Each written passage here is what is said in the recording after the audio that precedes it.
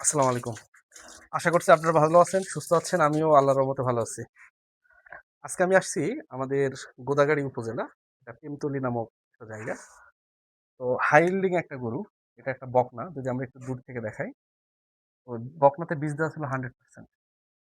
এবং ডেলিভারির যখন সময় হয়, ওই সময়ে ডেলিভারির যে প্রথম যে স্টেজ, জাস্ট দেখা গেছে বা পেইন হালকা উঠছে, ওই সময় কিন্তু এনাদের যে সমস্যাটা ছিল, এনারা কিন্তু টানে হেঁচড়ে বার করছে। প্রায় ৩, ৪, ৫ জন মিলে টেনে হেঁচড়ে বার করছে। এর ফলে বিভিন্ন অংশে কিন্তু ভিতরে কেটে গেছে, ছিঁড়ে গেছে এবং জরায়ুটার অবস্থা ভীষণ খারাপ।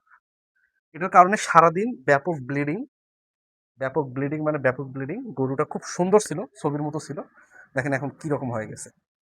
তো আপনারা ভাই যে জিনিসটা করবেন, যে গরুর যখন পেইন উঠবে, ডেলিভারির যখন একটা পেইন উঠবে, আপনারা একটু দম নেবেন, একটু থামবেন, একটু ওয়েট করবেন। সেক্ষেত্রে কোনো সমস্যা নেই। আর আপনাকে যে টেনেই বের করতে হবে, এটা দরকার নেই। আপনারা জাস্ট যদি সর্বোচ্চ যদি না হয়, সেক্ষেত্রে আপনারা জাস্ট মুখটা একটু ঠিক করে দিলেন। গরু আপনি পুশ দিবে। গরু যখন পুশ দিবে, আপনার তখন কাজটা অনেকাংশে ইজি হয়ে যায়। তো ছোট ভাই কোথায় গেল? তো এই খুব পরিচিত আমার। হ্যাঁ, যদি আমরা কাছ থেকে দেখাই, কখন থেকে এই অবস্থা? গতকাল? বিকাল কালকে বিকাল থেকে? আচ্ছা, এর আগে তো মানে খুব বেশি ট্রিটমেন্ট হয়নি। আচ্ছা, আমি আসলাম কিছুক্ষণ আগে, প্রায় রাজশাহী থেকে ৩৬-৩৭ কিলো দূরে। এখন রাত প্রায় ৮:৩০টার মতো বাজে। তো সিরিয়াস কেস ছাড়া আমি আসতাম না। সিরিয়াস কেস বিধায় আসছি। আর খুব বেশি খারাপ অবস্থা, যেটাকে বলা হয় ডিহাইড্রেশন বা রক্তের যে অবস্থা, মানে ভীষণ খারাপ। মানে রক্ত যদি সব দেখায়, ভিডিও ব্যান হয়ে যাবে।